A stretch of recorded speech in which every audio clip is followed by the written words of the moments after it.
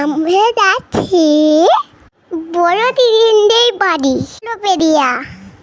বড় দিদিন মানে আমার মামামের বড় পিপি।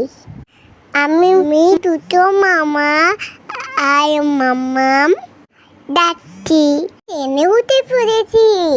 এখানে মামার সাথে আমি খেলতে ও দুজনে খুঁটতে করতে পড়তে গেলাম।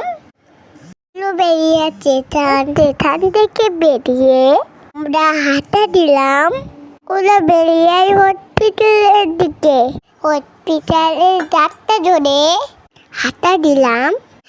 বুকটার মরে উঠছে থেকে টোটো দেয়। তারপর আমি মামার হাত ধরে হসপিটালের ভিতর দিকে হাঁটা দিলাম। হসপিটালটা কি সুন্দর।